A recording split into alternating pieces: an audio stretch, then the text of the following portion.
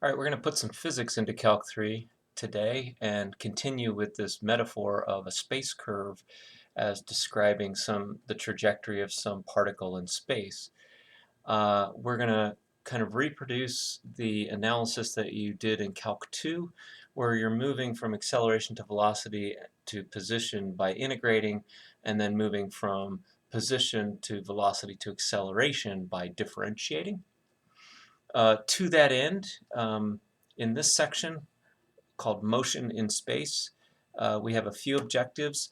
Um, of course, you want to be able to sort of understand and describe the velocity and acceleration vectors of a particle moving in space. And we're going to kind of arrive at the, I find, somewhat remarkable result that the acceleration always lies in the plane um, that's parallel to the tangent vector and to the normal vector. It has no b component, no binormal component. That's somewhat unexpected. And then I'm giving you permission to ignore Kepler's laws of planetary motion at the end. Not that they're not interesting, and not that some of you who are perhaps interested in astronomy don't want to study that on your own, but we're not going to emphasize some of those exercises here in this class. Similarly, there are some other physics examples at the end of this section that I'm going to de-emphasize, and I'll tell people what those are when we get to them. Alrighty, let's, forgot to copy my lesson plan into the other. So I kind of make these lesson plans and then kind of move them into another section where I write on them. So now that I've done that, let's go here and here. Okay, so my goals: understand the relationship between r, v, and a, r being position, v being velocity, a being acceleration. Remember, these are all vector quantities. We're going to note that A lies in the osculating plane, the plane defined by the tangent vector and the normal vector at a point along the curve. And then we'll work with the basic equations of motion in a gravitational field, repeating some of the work that you did back in Calc 2, but in this vector context where we get to carry around the x component of the motion and the y component of the motion together in a single equation. Again, the big ideas here are just to use space curves as a model for motion as a function of time. These tools will allow us to handle all kinds of classical motion in space, for example, planets in their orbits, or cars driving on highways, or projectiles sailing through the air. All of these are what we call classical or Newtonian mechanics. Why are they classical? They're non-relativistic. As velocities start to approach the speed of light, then things change and you have to incorporate sort of relativistic things into your models of motion. We're not talking about that at all here today. We are honestly less interested in the applications that we'll be encountering in this section. We're mostly using these applications as a way of developing intuition about vector-valued functions, derivatives, etc. We're going to be using vector-valued functions, space curves, really to develop other ideas that are also important in applications. We're going to be using them to develop, for example, the surface integral. We'll be using them to develop approaches and methods for maximizing functions of several variables. So those are the things that we're going to deal with in this semester as we go forward. So by all means, you want to absorb and understand these applications, but what we're really focused on is the calculus of vector-valued functions, because that calculus will appear over and over again throughout the remainder of this semester. Let's get into a little bit of notation, do a bit of a flyover of the text. We are going to always use bold-faced r to be a vector-valued function that represents the position of some object in space as a function of time. The derivative of r is the bold-faced v. and it is the velocity, and we know that that velocity is tangent to the curve at the point in question. And finally, perhaps new, is the acceleration vector, which is the second derivative of position, first derivative of velocity, which you're already familiar with. And last, the script v, as opposed to this bold-faced v down here. This represents the speed of an object, and it is the magnitude of the derivative of the position function. And also denoted ds dt, where yes, s is the arc length parameter. Here's a nice table that kind of summarizes the various pieces in both 2 and 3 dimensions. And we'll talk a little bit about parabolic motion or projectile motion in a second, but well, I guess we could talk about this example 3.14 right now. We have a particle moving in a parabolic path according to this function. We can find the velocity, acceleration, and speed as functions of time. Velocity, of course, is just the derivative of this thing component-wise. The acceleration, again, is the derivative of this thing component, second derivative of that thing component-wise. And the speed is the magnitude of this function. This gets more interesting when we start talking about motion, parabolic motion in a gravitational field, for example. We'll get to that in a moment. Let's talk a little bit about the components of the acceleration vector. We learned last time that at every point along a curve, there is this natural coordinate system of the tangent vector, which is just the derivative of, is the normalized derivative of the position function. And then the normal vector, which is the normalized derivative of the tangent vector. So the unit tangent vector, the unit normal vector. Together they form a plane at each point along the curve, which we call the osculating plane. And what's surprising is if we take the second derivative of position, we get acceleration, and that's a vector. And you might ask yourself, well, where does that vector lie? How does it point? If we put its tail at the point on the curve, where does that vector sit? And it turns out, surprisingly, that vector always sits in the plane defined by the tangent vector and the normal vector. Now, it's not necessarily parallel to the tangent vector or to the normal vector, but it always lies in that plane, interestingly enough. What that means is that it has a component in the t direction and a component in the n direction. Remember that t and n are perpendicular. T and n are perpendicular. So they form a little coordinate system, that depends on your position. And the acceleration vector lies in that coordinate plane.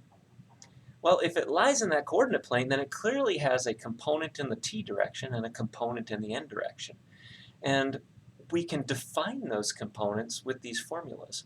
It turns out that the component of the acceleration vector in the t direction, that is the tangential component of acceleration, is just the derivative of the speed of the particle. And the normal component of the acceleration vector, this is again a scalar function, is the speed squared times the curvature. Don't really, you shouldn't sort of worry yourself too much about why that is what it is, but we can kind of see that the normal component will be large if the speed is large and if the curvature is large. Both of those things contribute to the size. If the curvature is small and the speed is small, we can expect the acceleration in that direction to be small. Just by way of example, imagine a straight line trajectory. What's the curvature of a straight line? Well, if you go back and do a simple calculation modeled after what you learned in 3.3, you'll find that the curvature of a straight line is 0. So immediately we know that the acceleration in a straight line has no normal component either, because the curvature will be 0, and that makes sense. If I'm traveling in a straight line, I'm not bending one way or the other, and that means there's no normal component of acceleration. There can still be a tangential component of acceleration, and we can imagine that situation as, for example, a car sitting at a stoplight. The light turns green, you press the accelerator, and the car goes forward. It goes forward typically in a straight line. There's acceleration in the direction of travel. That's tangential acceleration. And there's no acceleration to the left or the right. There's no turning if you're going in a straight line. There's no normal component of acceleration. So that's a good example to carry around in your head. The proof of this is really just a matter of taking the second derivative of the position function and finding the scalar projection in both the tangential direction and the normal direction. All right, I'm back. Had somebody at the door. So where were we? We were talking about the acceleration vector lies in the Tn plane, which is kind of interesting, somewhat unexpected. And here are some formulas for computing the tangential component of acceleration and the normal component of acceleration. And you see a kind of really beautiful symmetry here. The tangential component is related to a dot product, and the normal component is related to a cross product.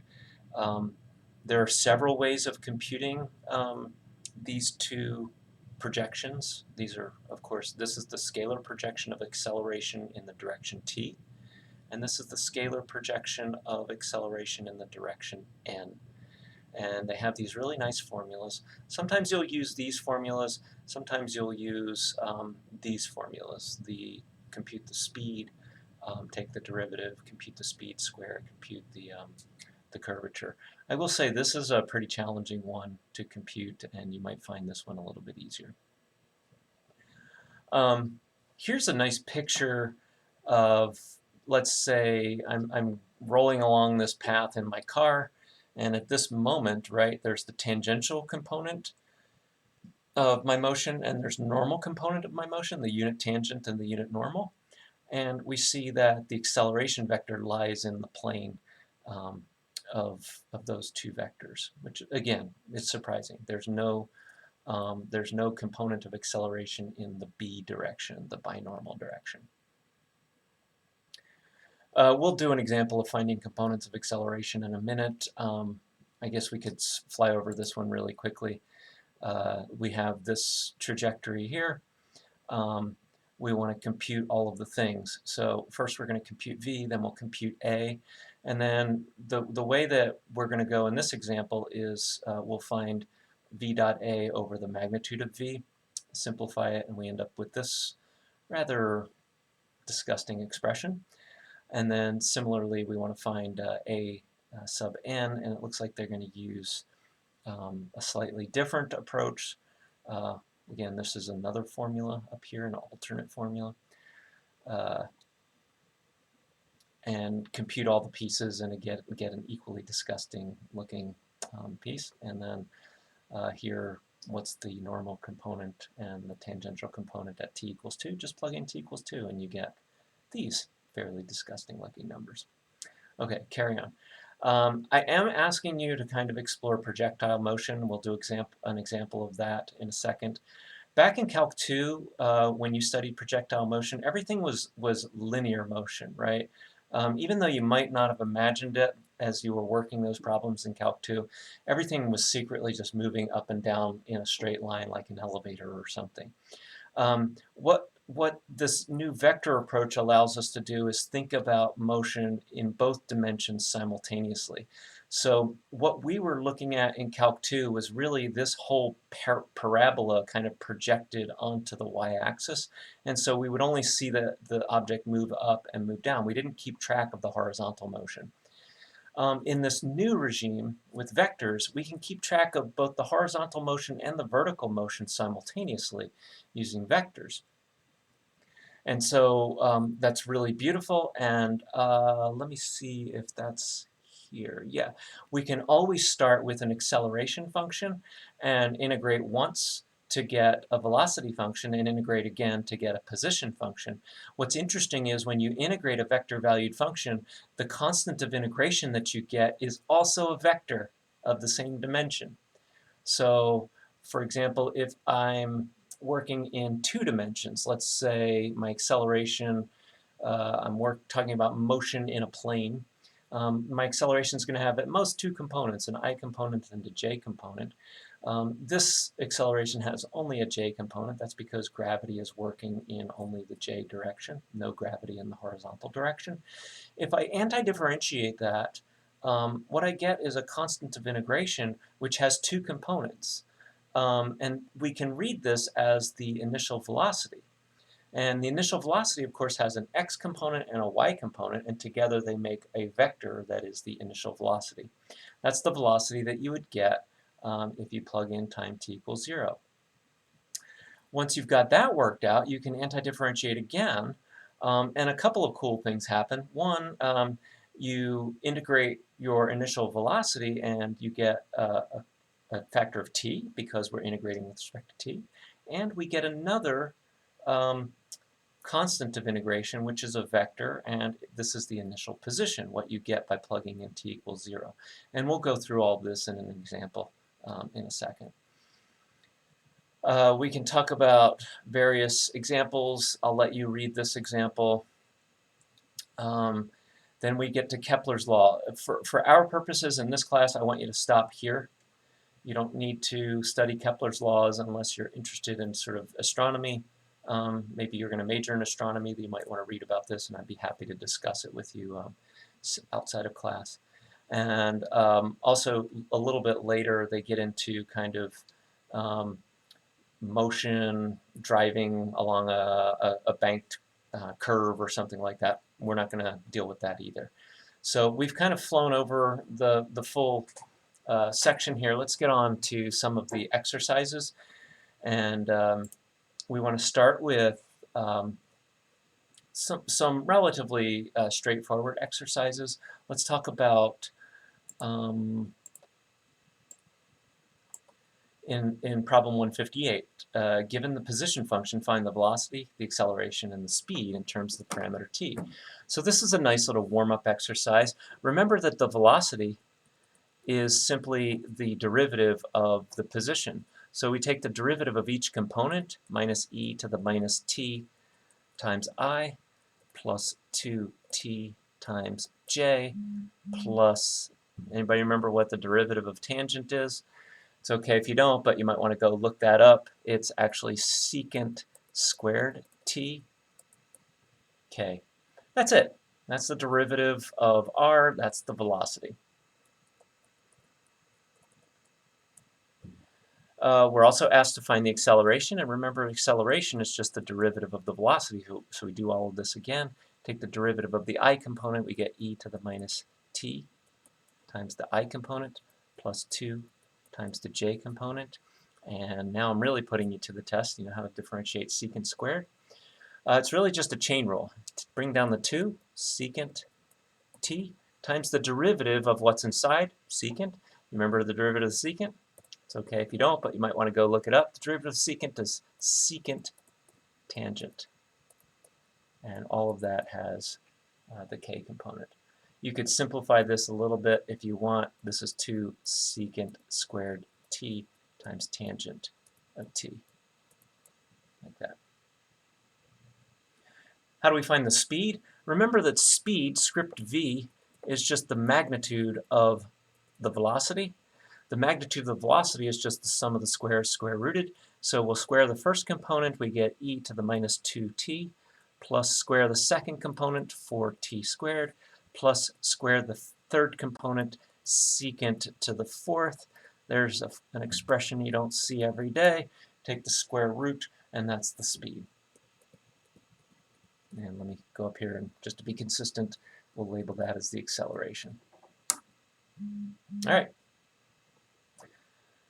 In the next example, we have some person on a hang glider, and the hang glider has this trajectory, this position function, 3 cosine t, 3 sine t, and then t squared. And again, we're asked a few questions about this trajectory. I'm going to focus on 168. Find the times, if any, at which the glider's acceleration is orthogonal to its velocity. So what do we need to do to answer this question? Oh, we need to find the acceleration, we need to find the velocity, and then we need to solve. How do we know when two things are orthogonal? Go back to the dot product, right? We need to solve for t values that satisfy this equation, if any. Well, if we're going to do that, we better find v and t. So let's find v first. V is going to be the derivative of r. So let me, well, I think I have it memorized here. 3 cosine t, 3 sine t, t squared. So it's off the page here, but I think I can handle it. V of t is derivative of 3 derivative of 3 cosine t is minus 3 sine t times I plus 3 cosine t times j. And then the third component was just t squared. We take the derivative, that's 2tk. Right, so that's the derivative of r. Cool. We can get acceleration by differentiating again.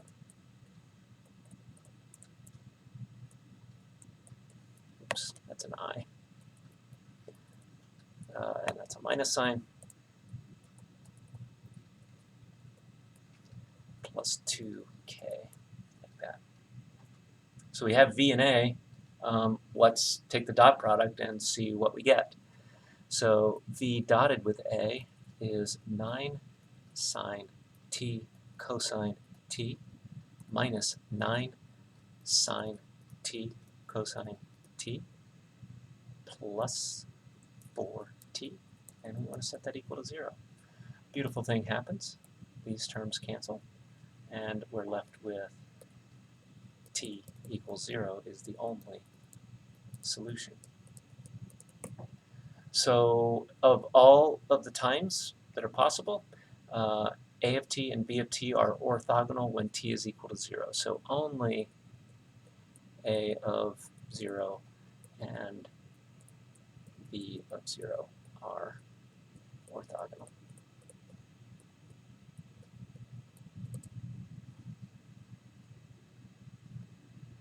Okay, problem 181 is about projectiles.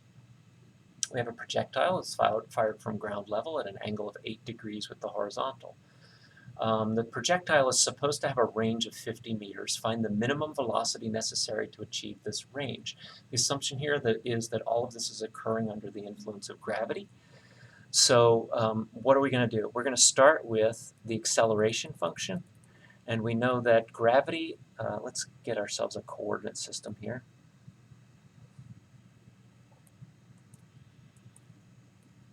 So x, y, or the I direction and the j direction. If gravity is acting in this direction, if we assume that the x-axis is the flat level ground, then what is the acceleration function that this thing is experiencing?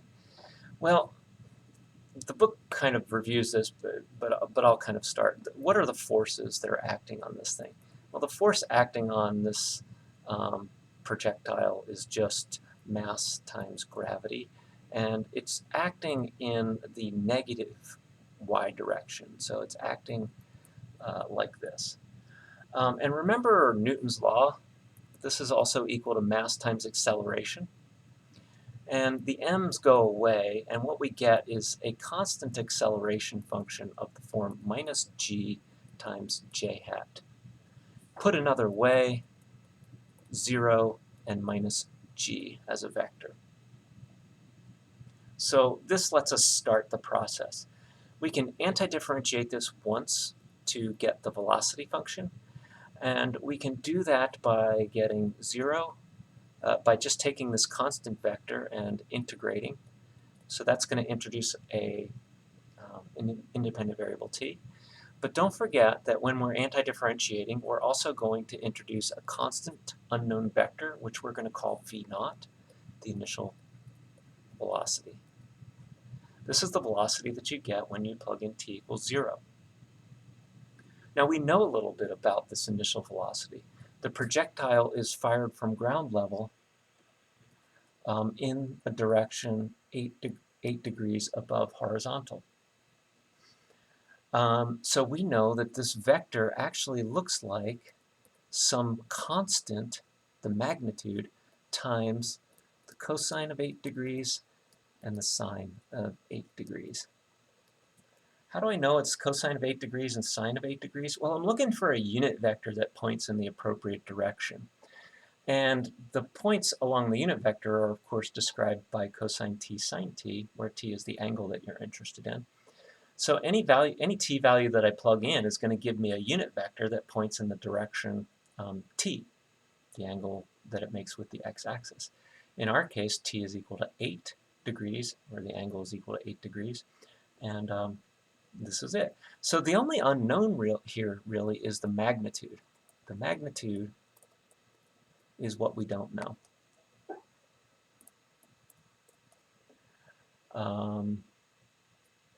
Find the minimum velocity necessary to achieve this range. Honestly, I feel like they should change this word to speed.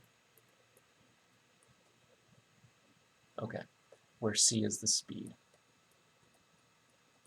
All right, how are we going to figure this out? It's a bit of a puzzle. Before we do that, let's go on and get the position function. The position function is, again, just keep integrating. And remember, you're integrating with respect to t, so t squared over 2 plus, now this is a constant vector, v0, so it's going to pick up a factor of t, and then we're also going to get an initial position.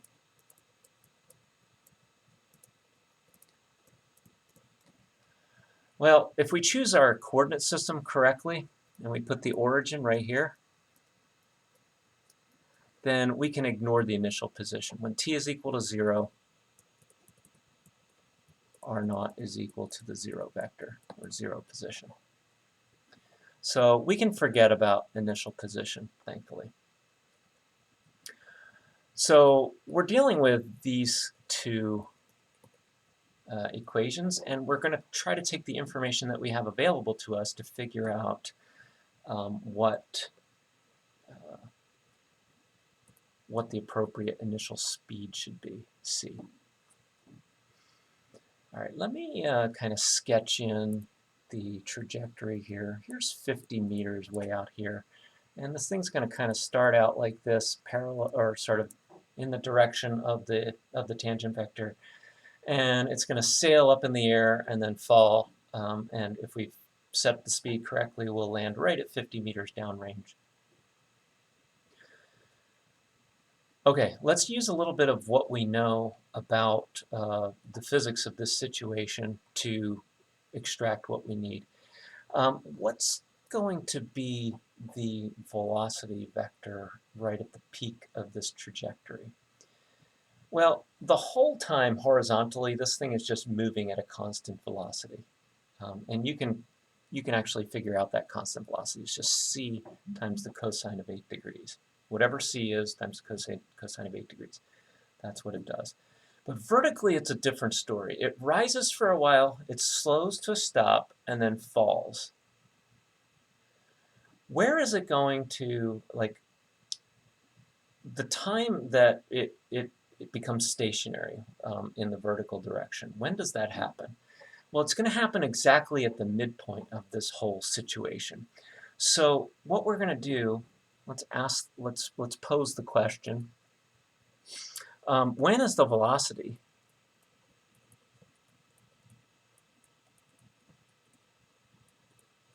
in the y direction 0? When is the velocity in the y direction 0? At what time does that occur? Well, we can answer that question if we look at the y component of velocity.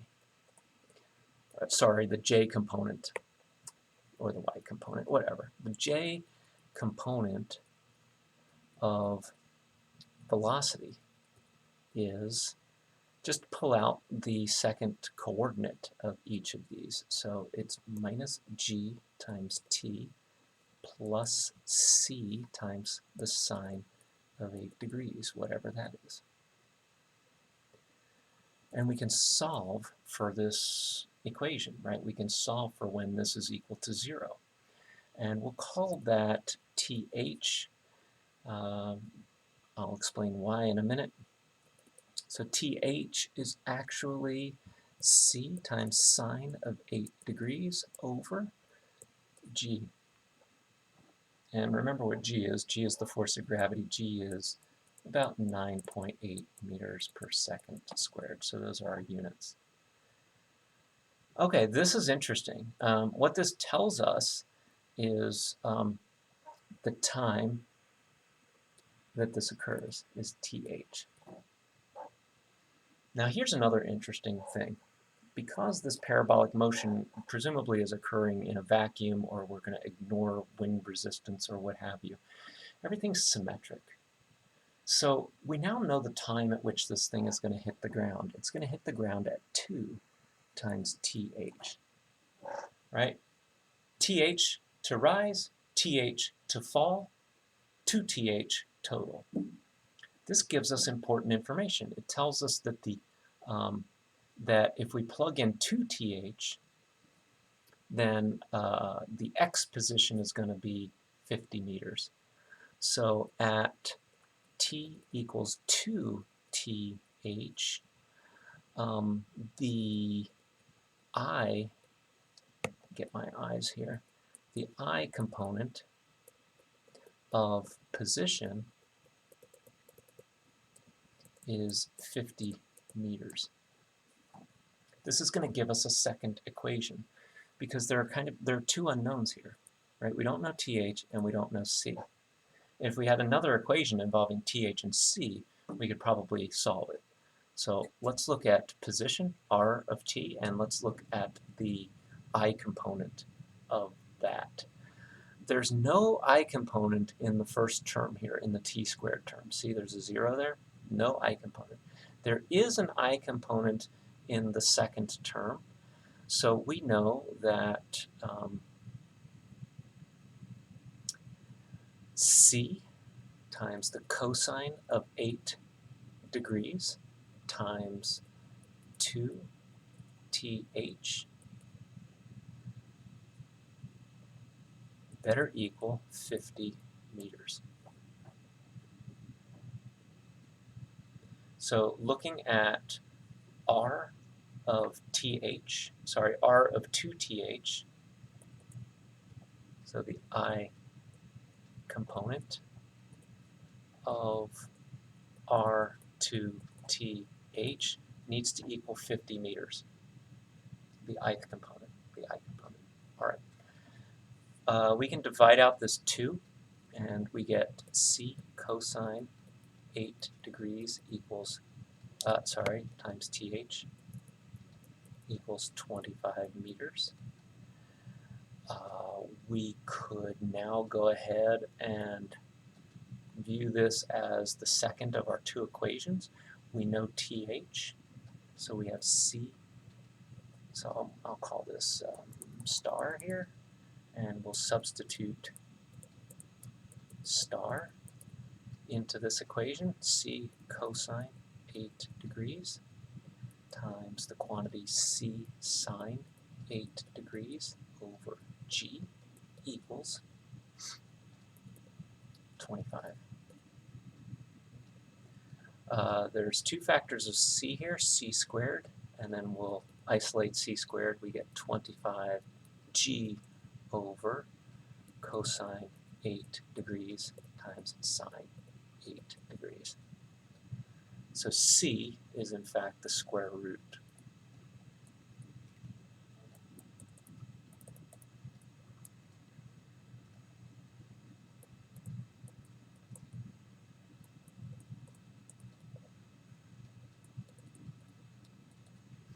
And we figured out C. That's the correct speed. This all seems a little bit sketchy, so let's convince ourselves with a bit of a visualization. Let's just hop over to GeoGebra and sketch this parabolic trajectory. Let me open up, let me go to the calculator first. So this is the 2D calculator because we're just looking at motion in 2 dimensions. And I've actually done this one, so let's open it. And exercise 3.4.81, I think that's what we want. Edit.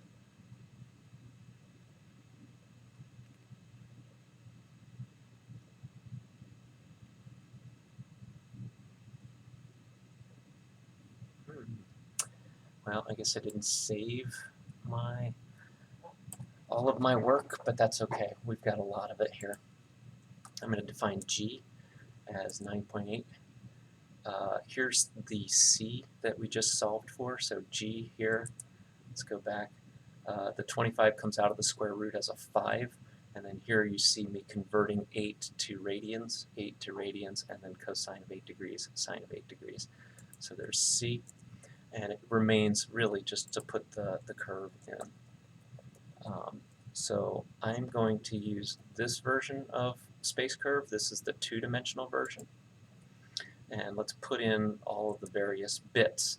So I'm going to go up here and I'm going to put this equation in.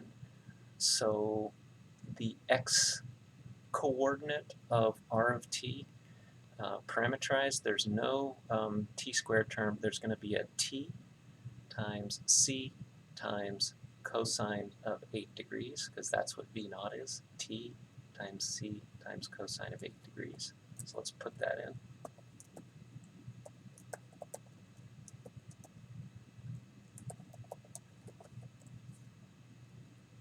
And then let's do the y-coordinate. Y-coordinate's a little more complicated. There is a y-coordinate in the t squared term. There's also a y-coordinate here. So I'm going to want minus g t squared over 2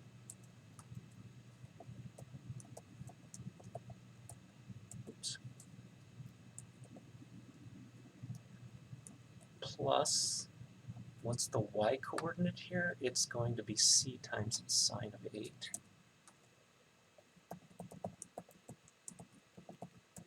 And this is just me converting, again, degrees to radians. The parameter is t. I don't know, I do know a good start value, t equals 0. I don't know a good end value, so I'm just going to guess with 10, and we'll see what that looks like. All right, and there we have the curve. And it looks like I've got a bit of a typo in there. So let me pause and see if I can figure that out, and I'll be right back with an explanation. I see. I forgot to put a t right here. Right, this is coming from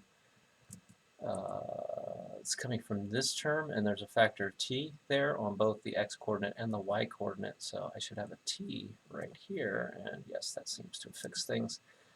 So here we see this projectile launched at a relatively low angle, 8 degrees, and with our calculations, we were able to choose the right initial velocity, c, or sorry, the initial speed, c, this is 42 meters per second, to have the projectile return to Earth or return to ground at 50 meters.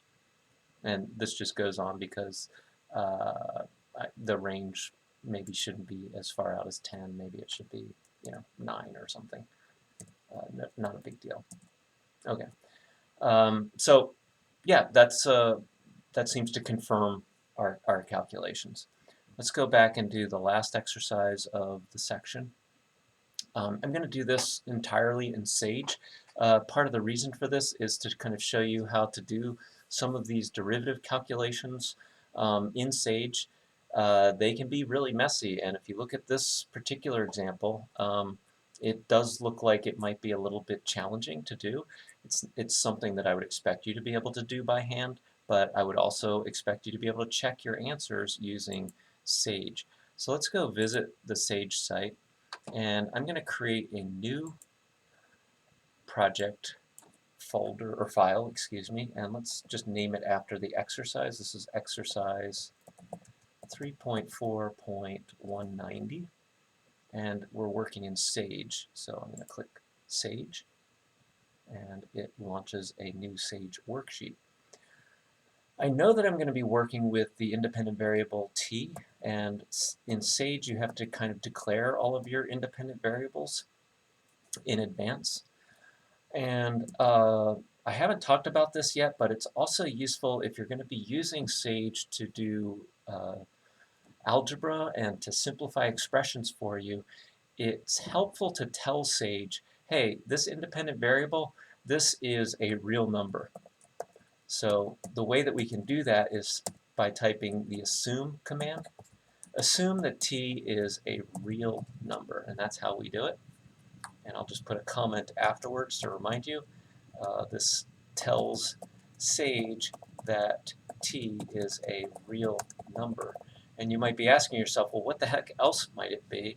And actually, it could be quite a lot of things. It could be a matrix, it could be a complex number, and Sage does its best to be as general as possible when it considers these independent variables.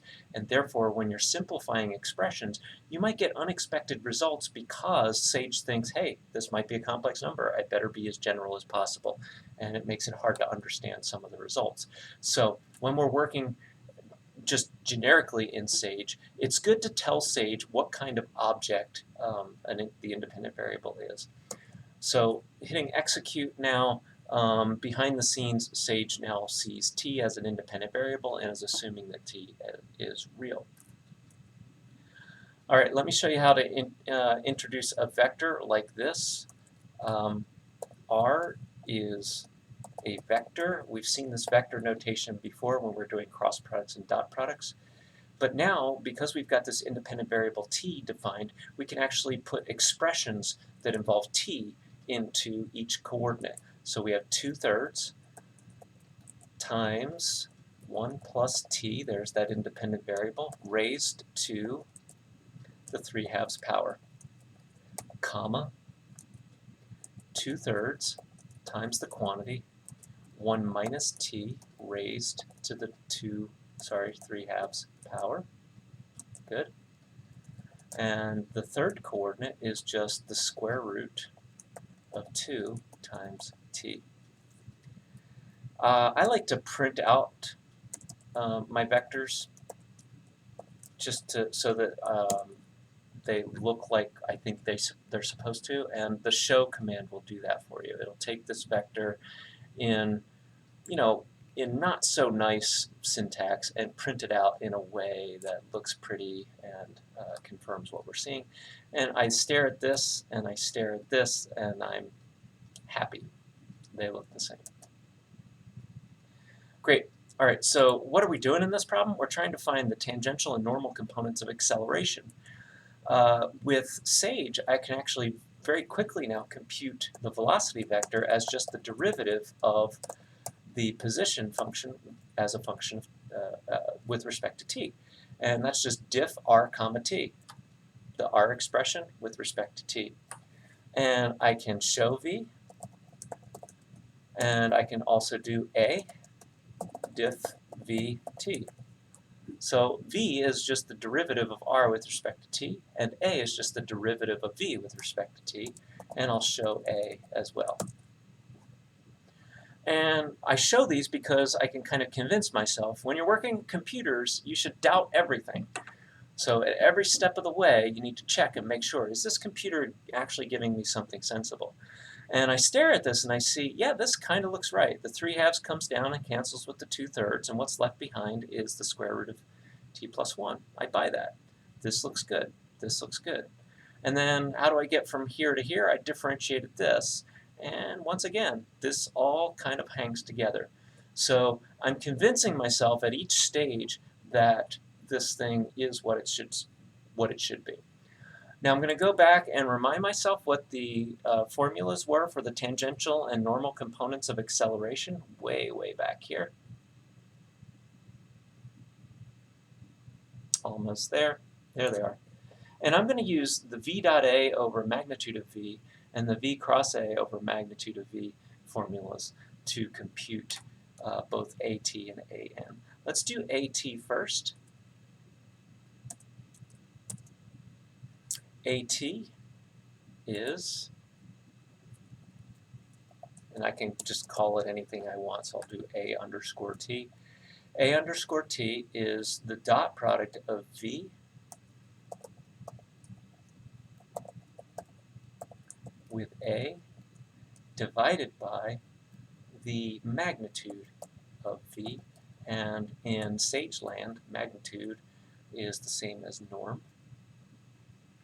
And I suspect that this is going to be a messy expression. Maybe not, but let's just show it to ourselves in a nice way.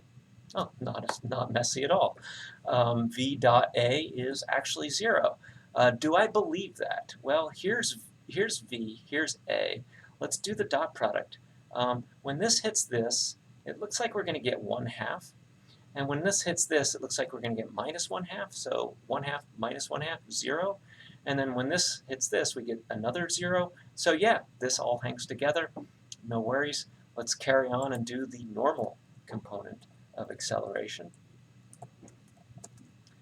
So remember that the normal component of acceleration is the magnitude of v cross a over the magnitude of v. So let's do that in Sage. All right, magnitude of v cross a. Let's get v cross a first of all. That's v dot cross product a. That's going to give us v cross a.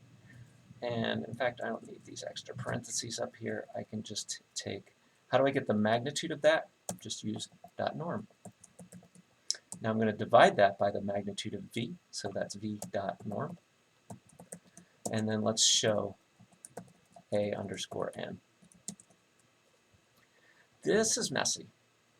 And I'm seeing some things in here that make me think that I don't have a good enough grip on the assumptions that I've placed on my independent variable. When I see these absolute values, I'm like, you know what? Why are these absolute values there? Well, let's go back and look at r here. R is, we've got like t plus 1 to the 3/2. This should probably never be negative. And in order to keep that negative, we should probably assume that t is greater than -1 in order for that to be well defined. So I'm going to add some assumptions here. I'm going to assume that t is greater than or equal to -1. And this 2 should probably never be negative, this thing inside the parentheses. So how am I going to keep that from happening? I'm going to keep t less than 1. So I'm going to assume that t is less than or equal to 1. And in both of those situations, I'm going to be able to safely do all of these square roots and so forth. So I'll add those assumptions. I'll re-execute this block just by putting the cursor here and hitting Shift-Enter. I don't need to re-execute this, but I will just because I'm lazy, and I'll re-execute this, and now I've re-executed this guy. Still not happy. Let me see.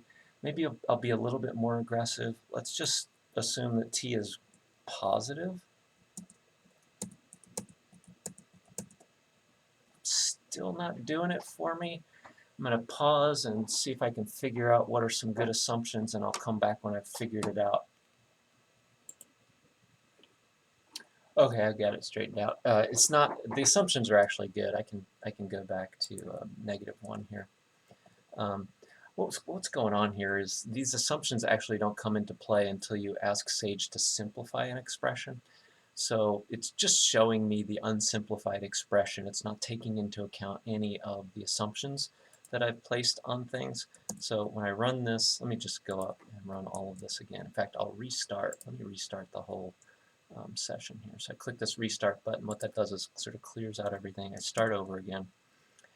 Redefine R, redefine V and A, and AT is still 0, and I'd show AN, and it's still messy. What I need to do is invoke the simplify function. There are 2 simplify functions available. There's plain old simplify, and then there's simplify full. I always just call simplify full because it does all of the things. If I do simplify full, it notices these assumptions, and I get a dramatic simplification of what I'd hoped for. And This is the normal component of acceleration. And Sage did all of that work for us once we kind of figured out these little syntactical issues. So we see that all of the acceleration is in the normal direction. None of the acceleration is in the tangential direction. This is kind of a strange trajectory. It might be interesting to plot this thing in GeoGebra. So I'm going to grab this and go over to GeoGebra, and let's fire up the 3D calculator.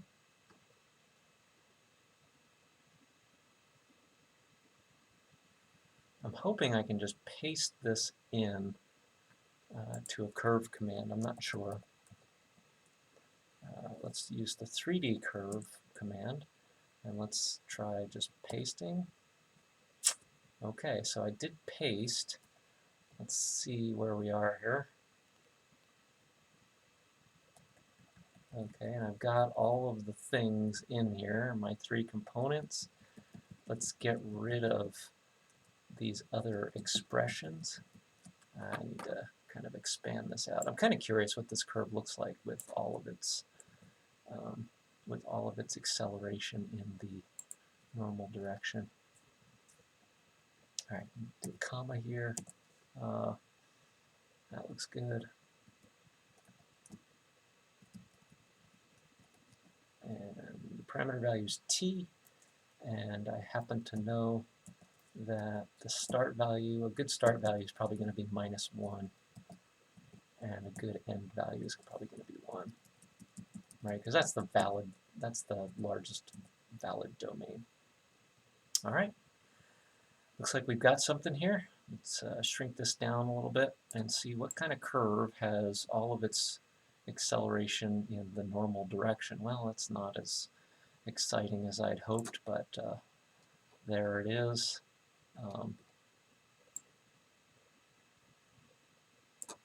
And see if I can move this into the center a little bit.